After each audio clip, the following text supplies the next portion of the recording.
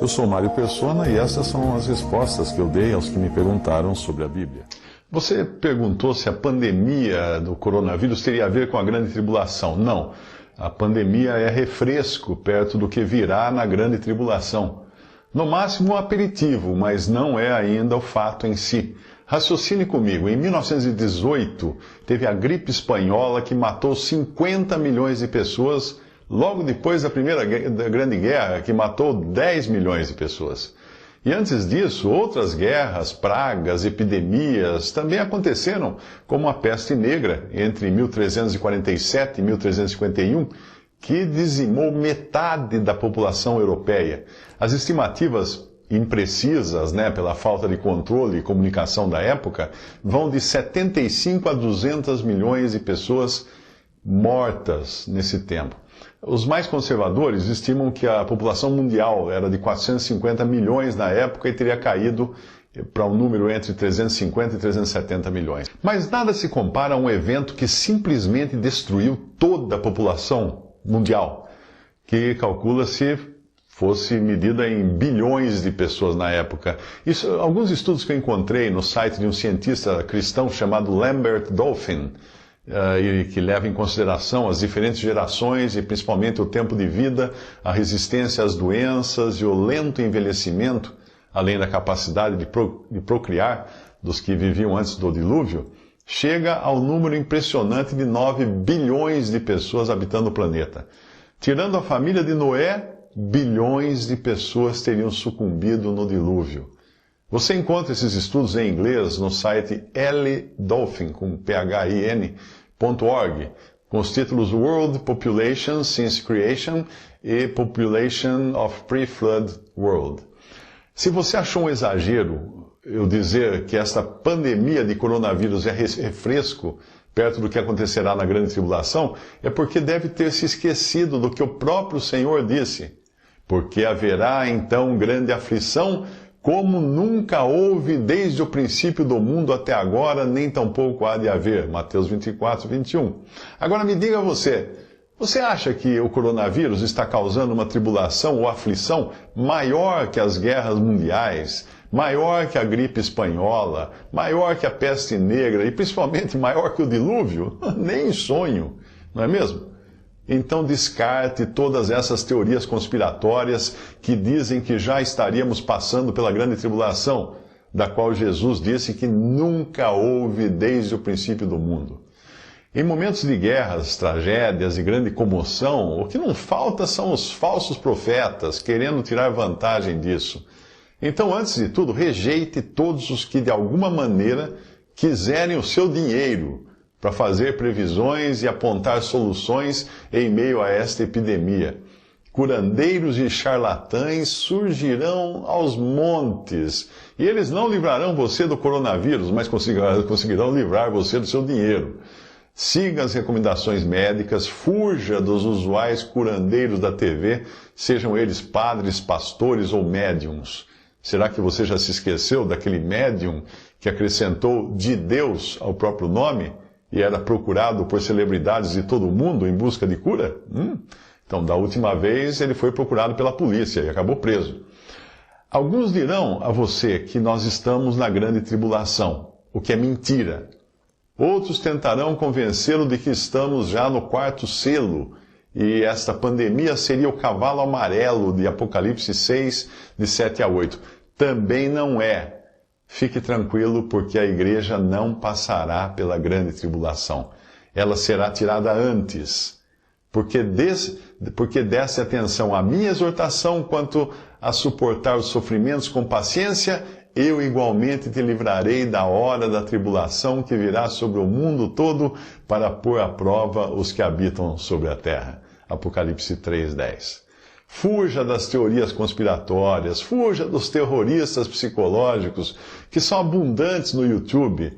Você reconhece um deles quando olha a lista de vídeos que ele tem, que mais parece os sustos do trem fantasma do parque de diversões. Só coisa, só horror.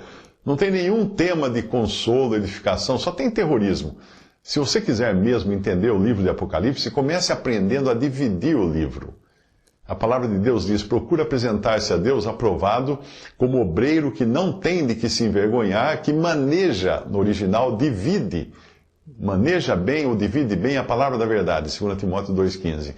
Todo livro tem um índice que aponta para suas divisões em capítulos. E a Bíblia, originalmente, não tem divisões em capítulos e versículos. Isso foi feito depois. Mas o livro de Apocalipse, curiosamente, tem um índice, logo no início, que o divide em 3 partes. Ele diz assim: escreve, pois, as coisas que viste, e as que são, e as que depois destas irão acontecer. Apocalipse 1,19.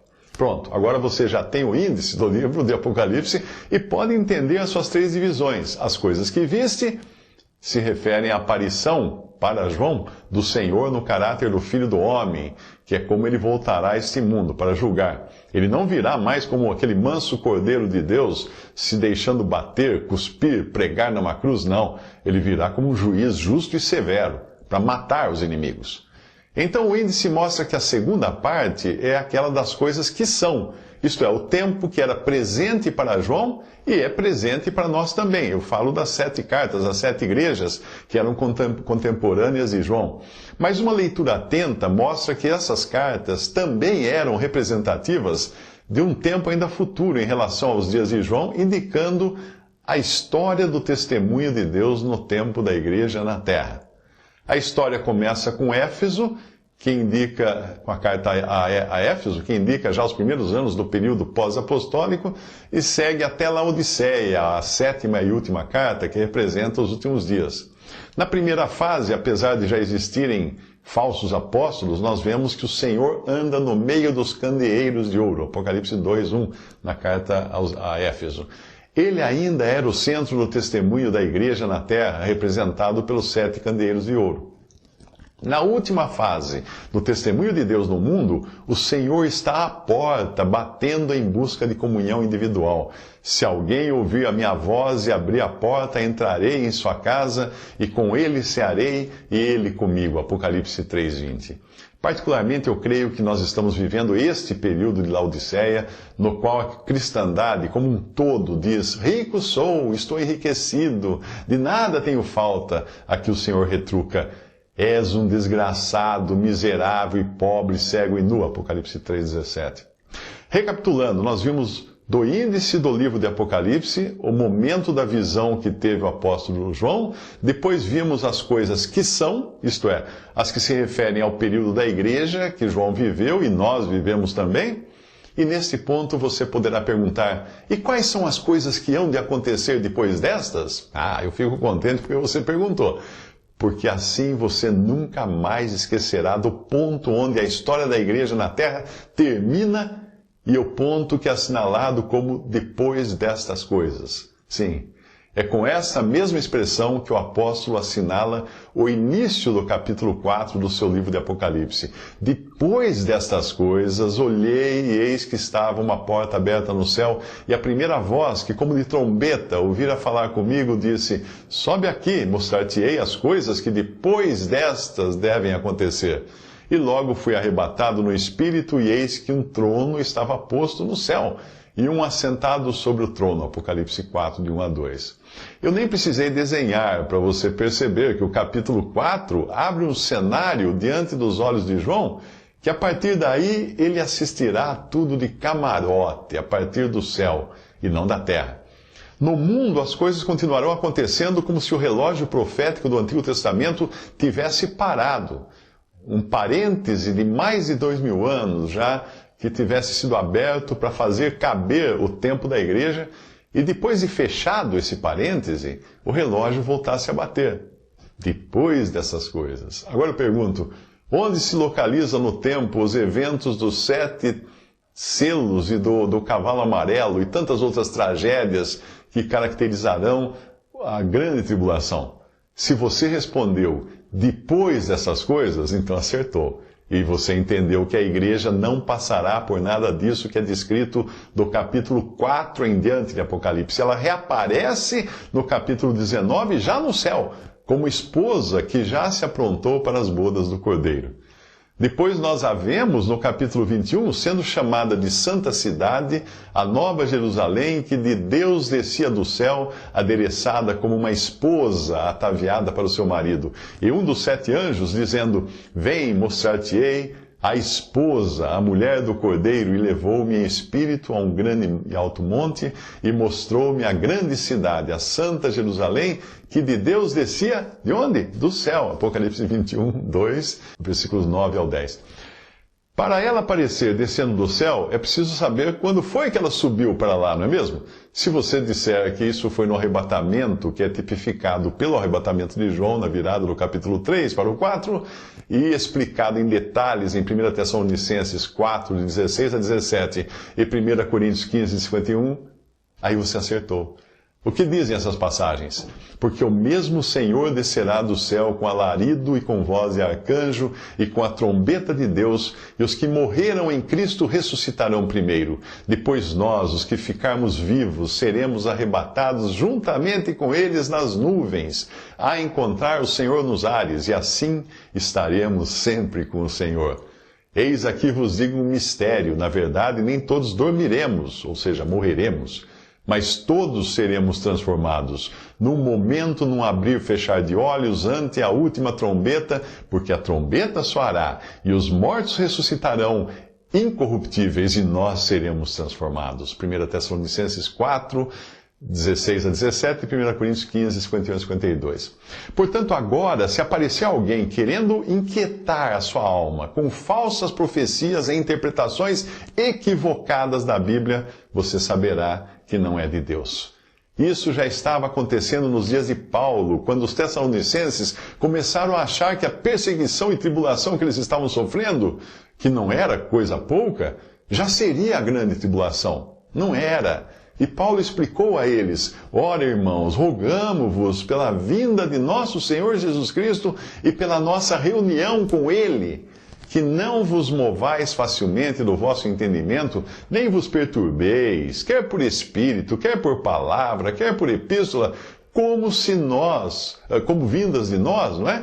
Como se o dia de Cristo estivesse já perto. Ninguém de maneira alguma vos engane, porque não será assim, sem que antes venha a apostasia, e se manifeste o homem do pecado, o filho da perdição, o qual se opõe e se levanta contra tudo o que se chama Deus ou se adora, de sorte que se assentará como Deus no templo de Deus, querendo parecer Deus. 2 Tessalonicenses 2, de 1 a 4. Paulo estava dando antídoto, não contra o sofrimento que eles passavam, mas contra os que o perturbavam, quer por espírito, quer por palavra, quer por epístola. E se Paulo vivesse nos nossos dias, ele teria acrescentado quer por WhatsApp, quer por Facebook, quer por YouTube, quer por Twitter, quer por Instagram, e seja lá o que mais vão inventar. Ele começa falando de quando o Senhor virá para a sua igreja, para o nosso encontro com Ele, que é o assunto das passagens que eu citei de 1 Tessalonicenses 4 e 1 Coríntios 15. A expressão o dia de Cristo, ou em outras traduções, o dia do Senhor, que aparece depois, é a vinda de Cristo para julgar o mundo, para reinar, o que só vai acontecer no mínimo 7 anos após a sua vinda, para nos encontrarmos com Ele nos ares. E esse dia de Cristo, ou dia do Senhor, não acontecerá antes de um homem do pecado, o filho da perdição, ser revelado.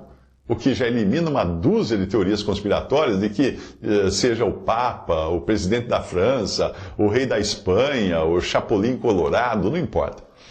Eu acho que se eu recebesse $1 para responder dúvidas plantadas nas mentes dos incautos que dão ouvidos a teorias conspiratórias, eu hoje estaria milionário por cada resposta que eu desse. Então, de uma vez por todas, descanse no Senhor. Não dê ouvido e nem dê dinheiro, seu dinheiro, aos pregadores de sinistroses, que usam de terrorismo psicológico para fazerem você abrir a carteira e viver uma vida miserável. Fique confiante e aguarde pelo Senhor no arrebatamento. Visite respondi.com.br. Adquira os livros ou baixe e-books. Visite 3minutos.net. Baixe o aplicativo.